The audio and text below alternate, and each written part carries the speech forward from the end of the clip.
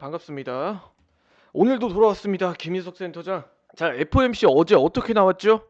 굉장히 시장이 요란스럽게 움직였죠. 한번 쭉 빠졌다가 이렇게 다시 또 쭉 끌어올리는 이게 정말 말이 되는 상황인가 싶으신 분들도 계셨을 텐데 결국 이 FOMC 파월 의장의 뉘앙스에 집중하자라고 지속적으로 강조를 했죠.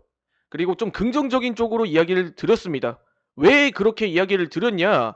제가 핵심은 뭐라 그랬어요? 결국 파월 의장의 발언이라고 이야기했습니다. 네. 이 점도표 때문에 시장이 한번 이렇게 쭉 빠졌다가 파월 의장이 하는 이야기에 다시 또 확 올라가 버렸죠, 시장이. 이 FOMC가 시작하면서 이렇게 흔들흔들거리다가 점도표를 인상을 했다. 점도표를 인상했기 때문에 지수가 한번 이렇게 쭉 빠졌다가 파월 의장이 7월 달에 인플레이션 인상에 대해서 약간 모호하게 이야기를 하고 7월 달에 인상 없는 것처럼 이야기를 하니까 쭉 올라간 거예요. 그러면서 기술주들도 뭐 엔비디아부터 시작해서 대형주들 다 올랐죠. 그렇기 때문에 어제 FOMC가 이렇게 나왔다. 그렇기 때문에 딱 두 가지 내용에 우리가 집중을 하면 될 것 같습니다. 자, 그래서 점도표가 도대체 뭐냐? 금리가 어떻게 될지, 의원들이 어떻게 예상하고 있는지 예상치를 찍는 겁니다. 그런데 여기서 대부분의 의원들이 금리를 점도표에 높게 찍었기 때문에 이거 뭐야? 연준 주요 의원들이 이 점도표 금리 인상에 대해서 이렇게 생각을 하고 있구나. 야, 이거 잘못하면은 올해 금리 더 올릴 수도 있겠는데? 라는 측면으로 시장이 이렇게 불안감으로 하락을 한 겁니다. 그런데도 불구하고 제가 어떤 이야기를 드렸어요, 어제? 파월 의장 이야기에 집중하자. 이렇게 이야기를 드렸죠. 대체적으로 좋았다. 이게 제 평이고 시장의 평가입니다. 대체적으로 좋았고 시장 여전히 파월 의장에 대해서 긍정적으로 이야기를 했다. 그리고 제가 어제 강조드렸던 것처럼 자신감을 분명 표할 것이다. 이런 이야기를 드렸죠. 예상에 이렇게 딱 맞게 이렇게 시장 이렇게 쫙 올라가지고 얼마나 좋습니까? 근데 대체적으로 좋았다라고 이야기를 드리는 게 이 기자회견 발언에서의 이 파월 의장이 한 이야기가 결국 핵심입니다. 뭐라고 이야기를 했냐? 금리 7월달 어떻게 될 것 같습니까? 어떻게 될 것 같나요? 올릴 건가요? 했는데 어 일단은 시장이 좋고 인플레이션도 낮아지고 있고 그리고 결국 봐야 할 것 같습니다. 이런 식으로 이야기를 한 거예요. 원래였으면 시장은 7월달은 그래도 인상을 할 가능성이 높다. 6월달은 쉬어가는 거지 7월달은 올릴 가능성이 높다. 이렇게 이야기를 해야 됐는데 파월 의장이 기자회견 때 피해가는 답변을 하니까 이 7월달 금리 인상에 대한 부분이 뭐야 인플레이션도 잡히고 그리고 앞으로 시장이 좀 더 나아지고 좋아질 거라고 생각을 하는구나. 그러면은 올해 금리 인하를 조금 빠르게 진행할 수도 있고 뭐 7월 달도 동결로 넘어갈 수도 있겠구나. 이런 시장으로 시장이 반응을 한 겁니다. 자, 그럼 결국에 파월 의장의 자신감은 어디서 나오느냐? 인플레이션이 축소가 되는 걸 보고 자신감을 느꼈겠죠. 이게 우리 화요일 날 나왔던 CPI 그리고 이제 연준이 가장 중요하게 보는 물가 지표인 바로 PCE. 파월 의장이 FOMC에서 가장 중요하게 보는 물가 지표는 CPI가 아니라 PC입니다. PC. 물가가 잡혔느냐 안 잡혔느냐에 따라서 이 인플레이션이 잡히느냐 안 잡히느냐에 금리 인상이 반영이 되겠죠. 7월달 FOMC에. 그럼 우리가 판단해 볼 수 있는 근거는 7월달 금리 인상은 결국 동결을 할지 상승을 할지는 결국 PC에 달려 있구나. 이렇게 생각을 해주시면 되겠습니다. 자, 여기서 문제가 하나 발생해요.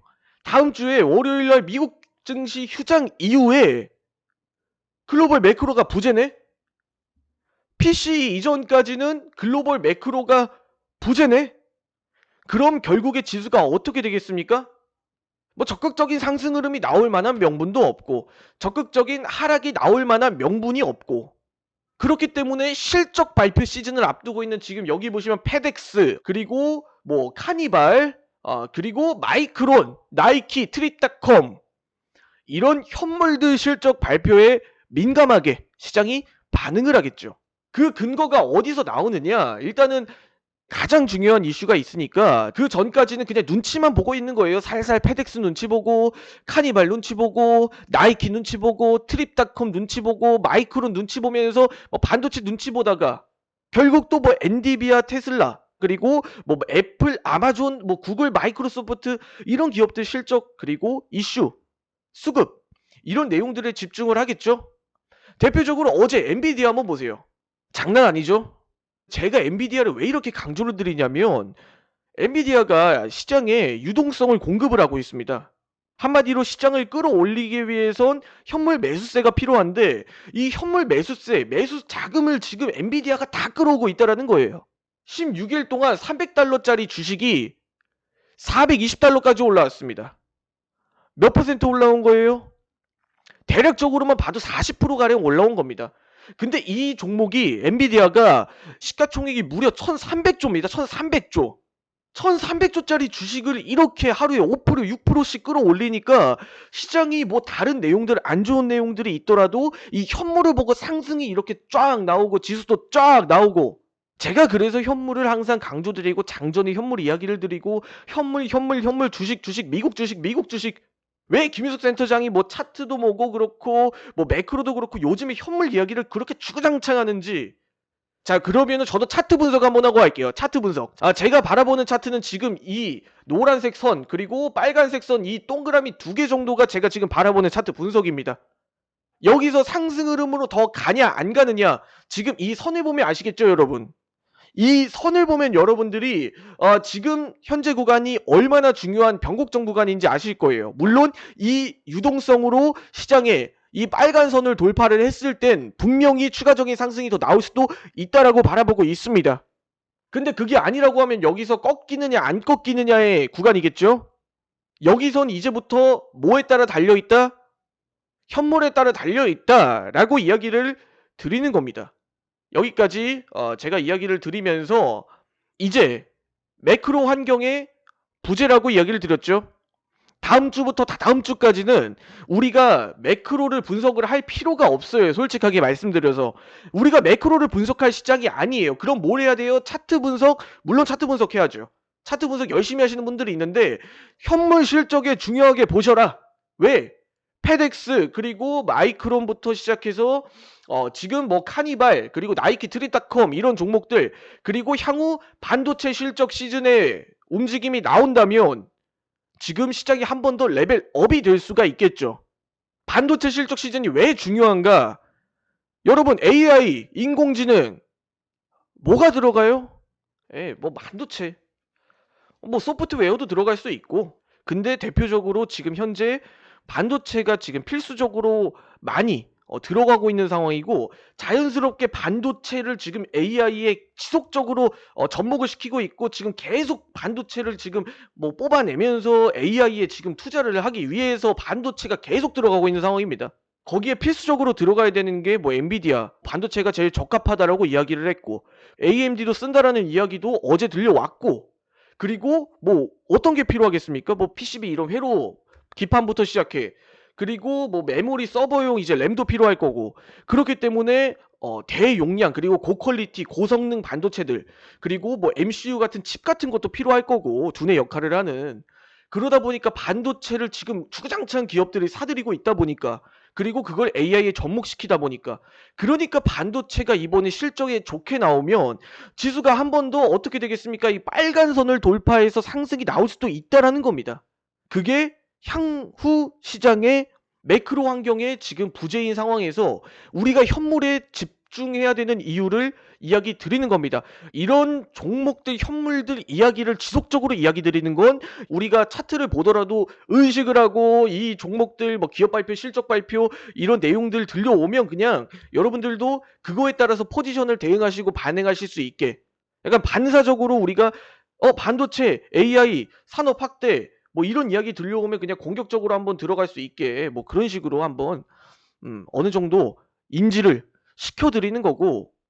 그러면 여태까지 현물을 보지 않았는데 이제부터라도 현물을 보셔라, 그럴 만한 이유와 명분은 충분히 납득을 시켜드렸습니다. 그러면 최근 뭐 시장에서 변동성이 과다하다 보니까 뭐 크게 수익을 보신 분들도 있는 건 알겠어요. 물론 저는 최근 시장에서 솔직하게 말씀드려서 수익 크게 못 봤습니다. 그런데도 불구하고 이제부터 뭐 손실을 뭐 보신 분들도 있겠죠.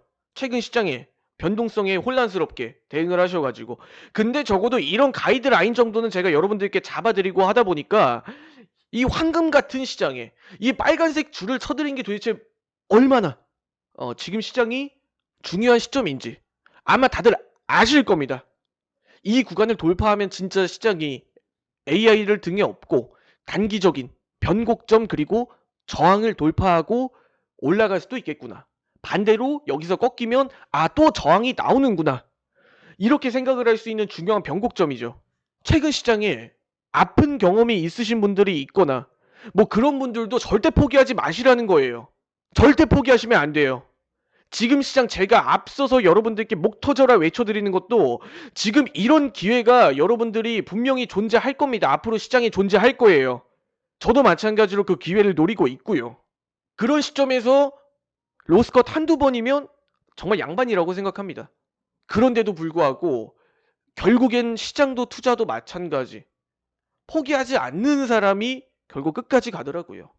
항상 여러분들의 성공적인 투자를 기원하면서 우리가 어떤 일을 감행하지 못하는 건 그 일이 너무 어려워서가 아니라 현물을 보고 주식 글로벌 매크로를 보는 게 어려워서가 아니라 어렵다고 생각하기 때문에 시도조차 하지 않기 때문이에요. 마찬가지로 제가 이렇게 풀어드린 이야기 어렵다면 어려울 수 있습니다. 그런데 어렵다고 생각되는 내용들도 최대한 쉽게 이야기를 드리고 있어요. 우리가 쉽게 받아들일 수 있는 수준에서 대응하시고 우리가 판단해 볼 수 있을 정도의 우리가 시도만 한다면 여러분들은 절대 쓰러질 일이 없습니다. 오늘 방송 여기서 마치도록 하겠습니다. 전 김윤석 센터장이었습니다. 여러분들의 성공적인 투자를 항상 기원합니다.